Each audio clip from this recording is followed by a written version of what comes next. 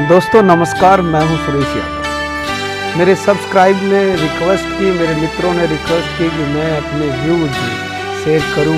बहुत दिन हो गए मुझे वीडियो डाले, तो मुझे अच्छा लगा ये बात। और मैं तो केवल अपने व्यूज शेयर करता हूं भारत की सभ्यता पे, संस्कृति पे और देश के हित में जो मुझे अच्छा लगता है मैं वही बात कहता हूं। और आपको अच्छी लगी तो उसके लिए मैं आपका धन्यवाद देता हूं।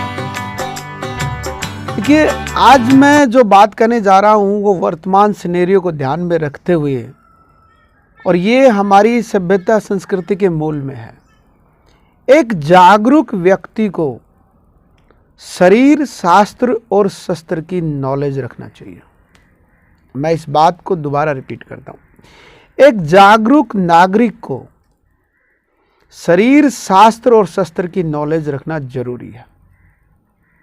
और जब हम सेना में, फोर्स में और पुलिस में हैं तो ये हमारा दायित्व और भी बढ़ जाता है, ये डबल हो जाता है।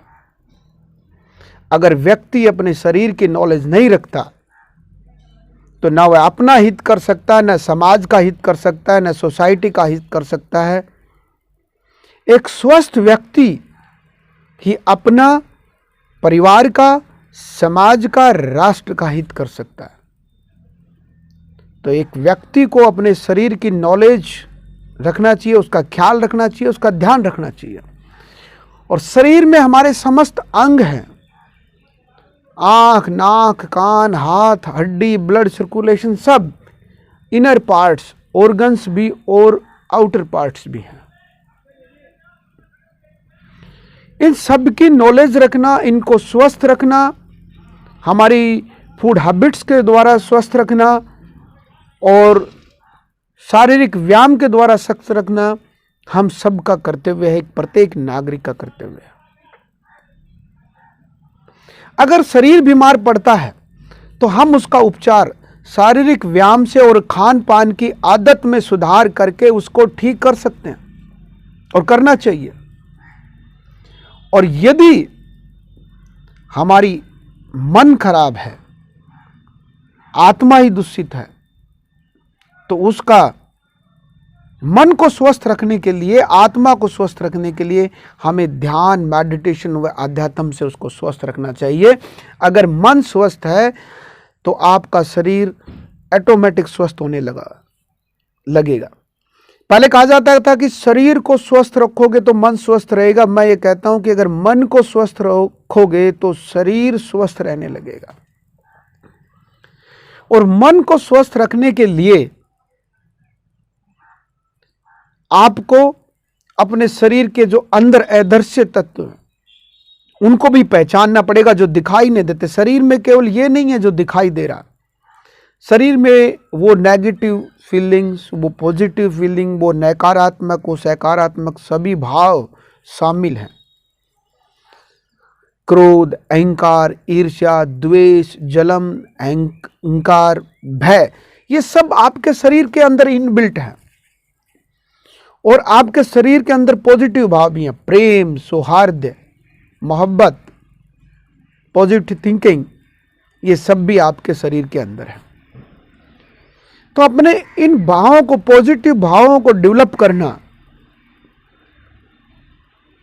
सकारात्मक रखना, अपने आप को सकारात्मक रखना, अपने आसपास के वातावरण को, फेवरेबल सिचुएशन को क्रिएट करके रखना, ये हमारा कर्तव्य। तब हमारा मन स्वस्थ रह पाएगा, और जब मन स्वस्थ होगा तो शरीर स्वस्थ रहेगा।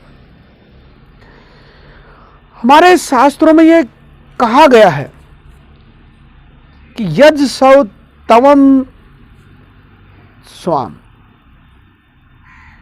यज् सौ तवम स्वाम मतलब अपने निज तन का सत्कार कर। भावार्थ यह है कि आप अपने शरीर के प्रति सचेत रहें।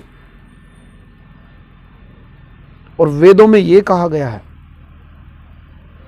जो ब्रह्मांड से पिंडे, इस ब्रह्मांड में जो भी मौजूद है वो इस शरीर में मौजूद है।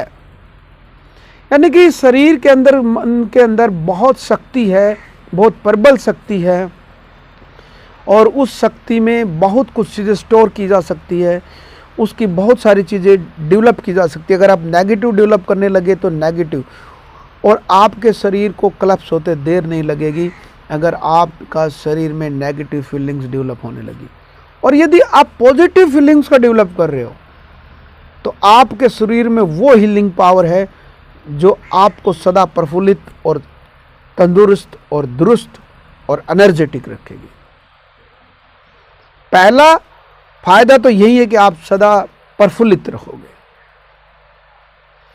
अब बात यह कि शरीर के साथ साथ हमें अपने शास्त्रों की नॉलेज भी बहुत जरूरी है।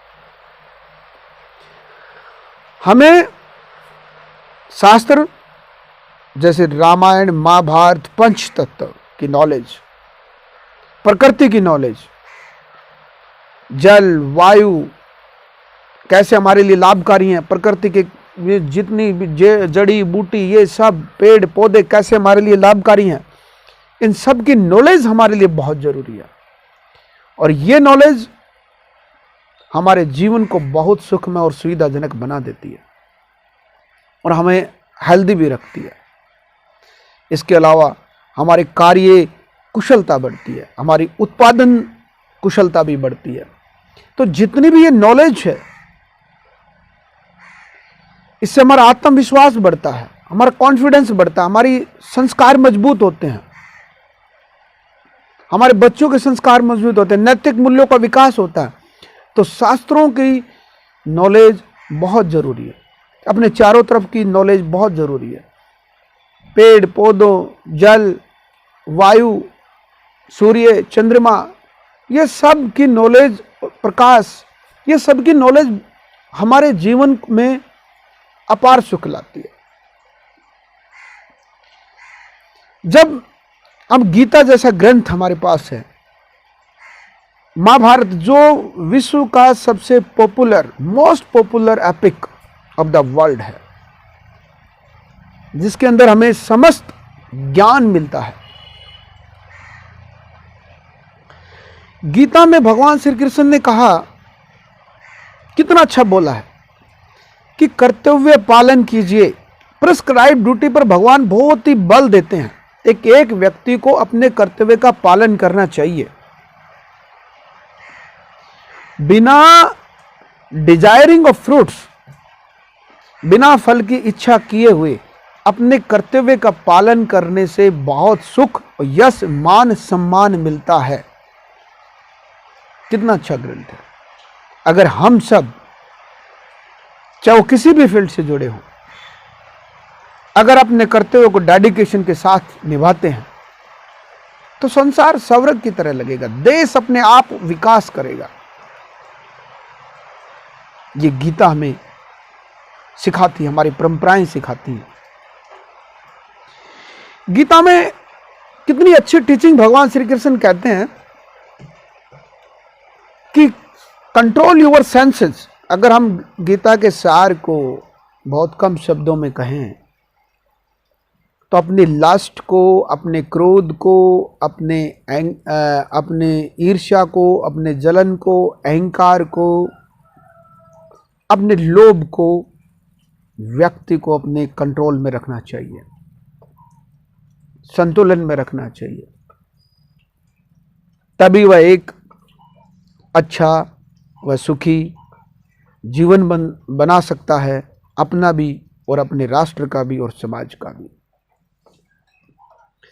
गीता बहुत सारे, एक इतना उपयोगी ग्रंथ है जिसे हमें लोग बस केवल मंदिर तक उसको सीमित कर लिया। बहुत सारे लोग हमारे हिंदू धर्म में तो उसको, पहली बात तो उसको केवल पढ़ते नहीं, उसको एक लाल कपड़े में लपेट कर रख देते हैं। वो लाल कपड़े में मंदिर में रखने की चीज़ नहीं है।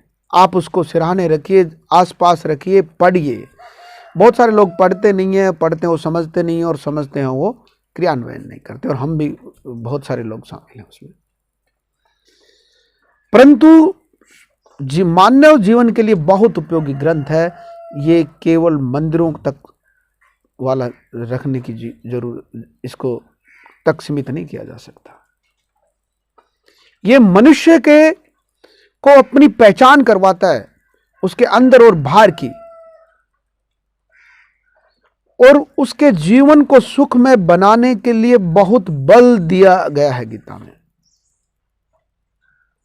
तो इस प्रकार के जो ग्रंथ हैं, इनको पढ़ने से हमें बहुत लाभ मिलता है। फूड हैबिट्स रहती है, योग के बारे में बोला गया है, और बहुत सारे ऐसे चीज हैं जिनको हम गीता में पढ़कर अपने जीवन के आसपास के लोगों का भी और अपने भी और राष्ट्र का भी सबका हित कर सकते हैं। अब मैं तीसरी बात जो कहने जा रहा हूं, हो सकता है उसमें कई लोग सहमत ना हो। शस्त्र की नॉलेज रखिए, शस्त्र की नॉलेज रखिए। मैं वीडियो ज़्यादा लंबा होता जा रहा है, इसलिए मैं शॉर्टकट में कर रहा हूँ। हमारे मंदिरों में आप गए हो, आपने देखा कि हमारे जो पावरफुल देवता हैं वो कभी बिना शस्त्रों के देखे गए क्या? शिव जी हमेशा, भगवान शिव हमेशा त्रिशूल के साथ देखे गए हैं। हनुमान जी हमेशा गदा के साथ देखे गए हैं। भगवान राम सदा धनुष के साथ देखे गए हैं। और श्री कृष्ण सुदर्शन रखते हैं। और माता दुर्गा शस्त्रों से सुसज्जित रहती है, महाकाली शस्त्रों से सुसज्जित रहती है। तो इतनी पावरफुल लोग कभी बिना वेपन के नहीं रहे। तो ये परंपराएं, हमारी संस्कृति समझाती है कि हम शरीफ लोगों को भी अपनी आत्म रक्षार्थ हेतु शस्त्र की नॉलेज होनी चाहिए। आज क्या है, केवल बदमाश लोग शस्त्र रखते हैं, शरीफ लोग नहीं रखते। मैं ये कहना चाहता हूं कि हमारी संस्कृति, हमारी सभ्यता ये सिखाती है कि हम शरीफ लोगों को भी अपनी आत्म रक्षा में, अपनी सेल्फ डिफेंस में शस्त्र की नॉलेज गेन करनी चाहिए। और जब यदि हम पुलिस और फोर्स और पुलिस में हैं तो ये हमारा दायित्व तो बहुत ज्यादा बढ़ जाता है। हमें अपने वेपन की, हमें टैक्टिक्स की और लड़ने की बहुत ज्यादा नॉलेज होनी चाहिए। आप प्रेजेंट सिनेरियो में अफगानिस्तान का उदाहरण देख सकते हैं। जिस देश की सेनाएं नहीं लड़ती, उस देश के नागरिक के साथ क्या होता है, वहां की औरतों के साथ और बच्चों के साथ क्या होता है। और यदि तो सेना का कर्तव्य है कि वो अपने नागरिकों की सुरक्षा करे, और नागरिक का कर्तव्य है कि अपनी सेना को मजबूत करे, उसको अस्त्र शस्त्र दे के मजबूत करे, उसको राशन दे के मजबूत करे, उसकी सपोर्ट करे और एक अच्छी सरकार बना के सपोर्ट करे। ये सारा सिनेरियो रहेगा अगर आपके पास शरीर, शास्त्र और शस्त्र की नॉलेज है। तभी आप एक उन्नत व्यक्ति, एक उन्नत नागरिक, एक उन्नत समाज और एक उन्नत देश बना सकते हैं और सुखी रह सकते हैं। कोई समझे कि मैं सुखी रह जाऊंगा, मेरी कौम सुखी रह जाएगी, देश जाए भाड़ में, ऐसा नहीं हो सकता। अगर देश गया तो फिर हम में से कोई नहीं है, और यदि देश है तो हम सब हैं। जय हिंद, जय भारत।